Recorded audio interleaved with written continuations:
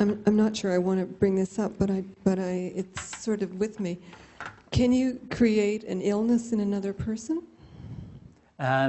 You can create an illness in another person, but not without their approval at the soul level. So let's look how it happens. So here's me, and I have a feeling towards another person that, not very nice feelings towards this person. And by the way, all of you have heard of witch doctoring in the Africas, and also here in Australia, the voodoo you've heard in the Americas and so forth. All of these are principles that are true, that work on this same principle that I'm going to illustrate to you. What happens is my desire then attracts spirits to me who feel much the same as me and are willing to try to act out this particular desire upon that person.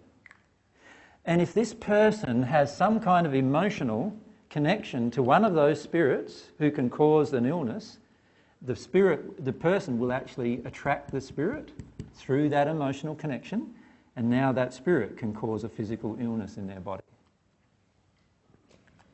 Yeah, but even like that, that's kind of assuming that you don't like the other person. Right. But if you actually feel that's who you're married to. Okay. Can that and you figure you think you're happy?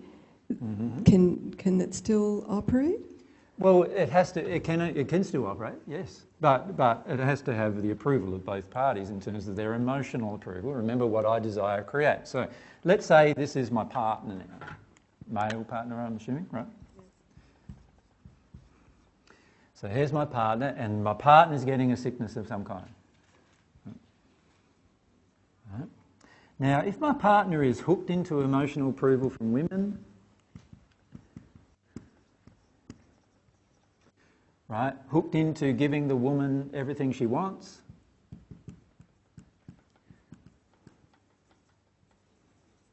she wants, and I have a demand upon the male that he gives me everything I want, can you see that I'm going to assist him in the creation of his own illness? See, I'm demanding something from him which he has an illness about, he has an emotional connection with, and then therefore he starts giving to his own detriment, which causes an illness in his own body. So yes, I can assist the creation of an illness in my partner, or in my child, or anybody else for that matter, just by my demands upon them. Now, that doesn't mean they're not responsible, because they are obviously responding to those demands, right? And if they loved themselves, they wouldn't be doing that. Do you follow me? But do you have to be demanding of them for them to? Because yes, there has to be some emotion. Yeah. Remember, it's not a physical or voiced demand. Mm-hmm. Anything I place upon you is emotional, not physical. I can assist it with physical things. So I can say I can speak my demands to you, but I can be quite controlling of you in different ways. For example, I could be in a relationship with you, right? And every time you do one particular thing that distresses me, I can just cry. And if you have some kind of emotional hook into a man crying, you will definitely stop doing what you do. But you'll also feel controlled when you stop. And it's really easy for me. All I need to do is cry, you're controlled. Cry again, you're controlled. Cry again, you're controlled. Now let's reverse it. It might be anger. All I need to do is feel angry. Go out and kick a car, But every time you notice my anger, you feel very stressed out about what you did. I don't even have to aim it at you. And I can control you if you have the opposite hook inside of yourself. Right? Now this is where people amaze me when they say, I try to control people, because if I was trying to control you, the majority of you would be really, really controlled. Because I know most of your emotional hooks, right? So if I really wanted to control you, I could easily control you. But the thing is, as you get more love and you can feel more emotions from people, you feel less desire to control. Now, so what's happening in many relationships is one of us has an emotion and the other one has what we would call a sympathetic emotion, which enables them to be controlled by the original emotion. But when that happens inside the person, often an illness will generate if they feel like they shouldn't do that at some level. And again, if they look at it, what they desired, they created. They desired an illness. Why would you desire an illness? Can you do as much for another person while you have an illness? You can't, can you? You can only do a lot for another person if you're well, can't you? So if you have an illness, what starts happening then? You start getting some of the control back, don't you? You start realising, the other person starts noticing and saying, oh, you're sick, I'll do that. But if I unconsciously wanted to be single, would that have any effect? And I don't have any awareness of having wanted to be on my own again. But I just. Why do you ask the question though? It's a strange question to ask for somebody who's never considered it. Well, I'm really wondering because. Because your partner's dying. He has died. He has died, yeah. Yeah, and I can remember one time he commented to me about a symptom he had. Yeah. And my background's nursing, we were preparing for a dinner party at the time, and I was distracted, but I never thought of it again, and he never brought it up again. What did he say? What did I say? What did he say? He said something to you. Oh, he said that he had a bit of blood in his urine. Mm-hmm. He had kidney cancer, and at that time, my response was, well, I guess if it happens again, you should see a doctor. The topic never came up again, and I never thought of it at all until after he had died, right. And thought could there be a connection there? And I had never thought of this before either until you're talking about it now. Well, firstly, can I say to you, the questions that you're asking are being driven by guilt. So let's have a look at that emotion. All right? Okay. So we want to see why you're asking the questions firstly. They're being driven by a feeling of guilt. You're afraid that you might have assisted the creation of his illness. Yeah. Well, that's why I'm asking the question, because I'll dwell on it if I don't ask you. Well, I think you need to dwell on it as much more then. And feel your way through this guilt, because there's obviously something under it. So what's the guilt? Is it a feeling that you didn't care enough for him?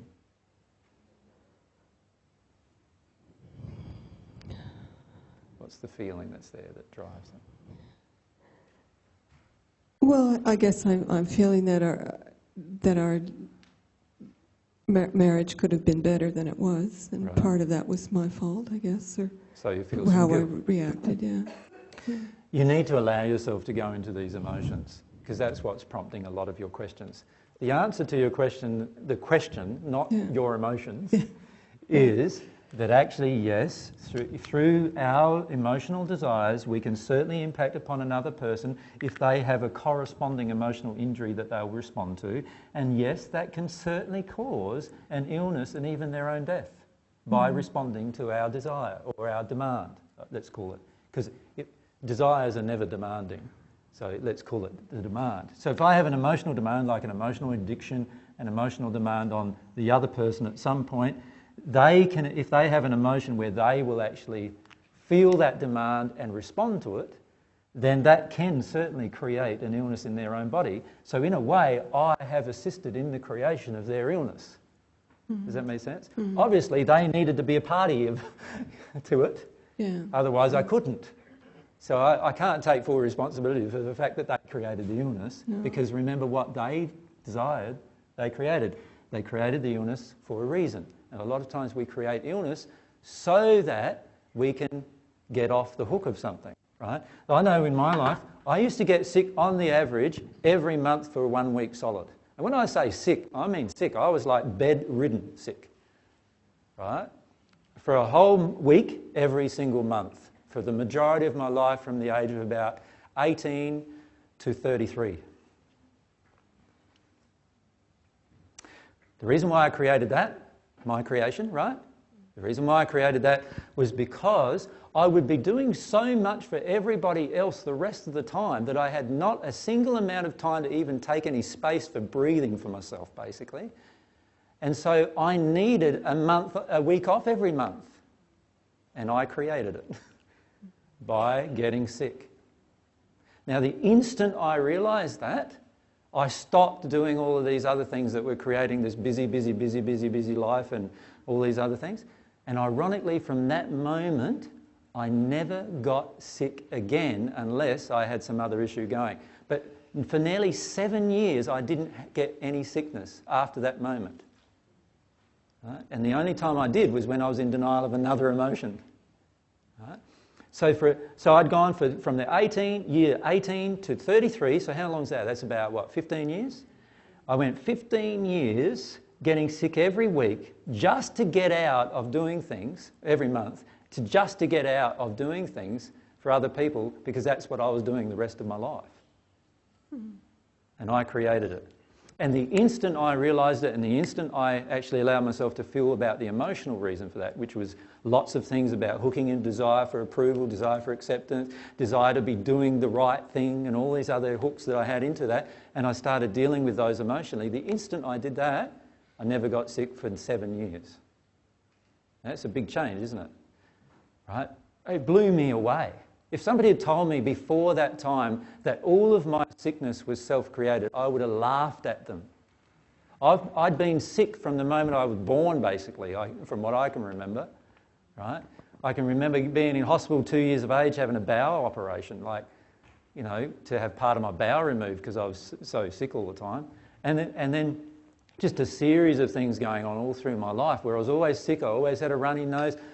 The reason why I carry a hanky around now is still because there's this thing. See, I've got a hanky. Mary laughs at me sometimes because whenever she goes to cry, I just hand her the hanky, right?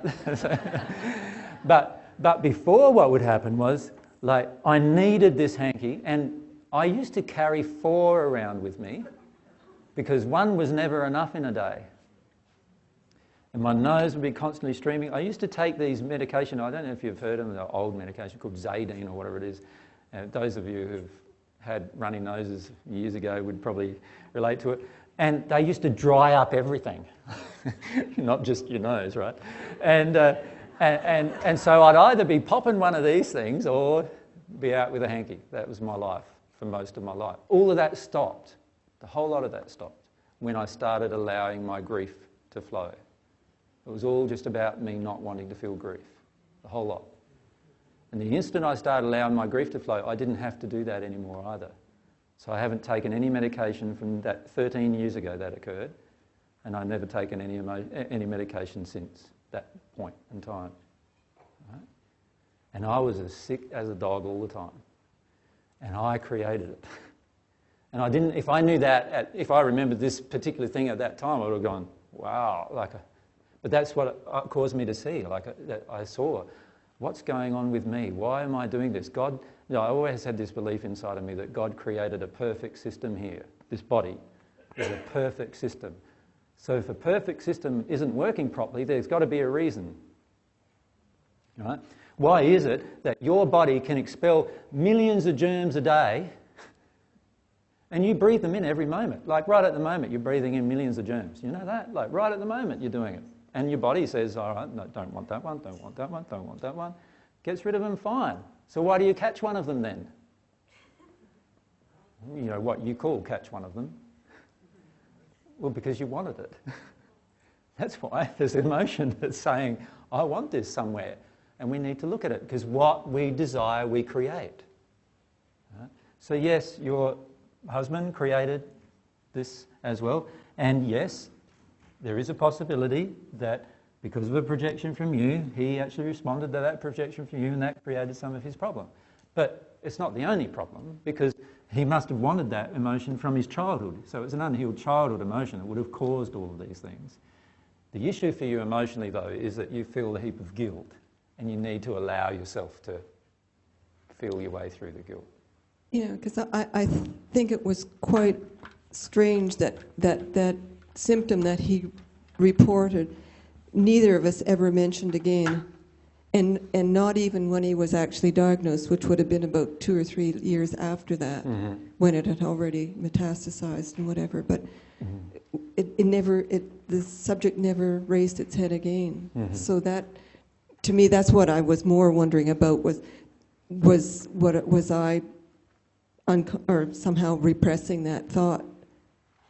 Of course. Because ordinarily I would have been on his tail to go off and see a doctor and get it. Yeah, but of course I you would never have thought of been it. suppressing it. But I never Otherwise- thought of it, yeah. Well, there's an emotional reason why you would have suppressed it. So you see, a lot of times the emotional reasons are not as bad as what we think, in the sense of negative as what we think. The emotional reason might have been just a simple one as you didn't want to come face to face that this was a life-threatening illness. It could be just simple as that. Like, a lot of times people who are living in a happy situation or relatively happy situation don't want to be confronted with the fact that it might change. And so when a person says something that could have a lot of connotations to it, we ignore it because we don't want to change our current environment. It's like, I bury my head in the sand, right? And then everything will go away. But it was never even thought of. That was the curious thing, that it never surfaced. Yeah, that's called burying your head in the sand. Yeah. Okay. All right. Well, I feel better. I don't feel quite so guilty, actually. Well, I didn't do it to make you feel less guilty. You need to feel your way through your guilt because there is some guilt driving you and the questions that you're asking. Yeah.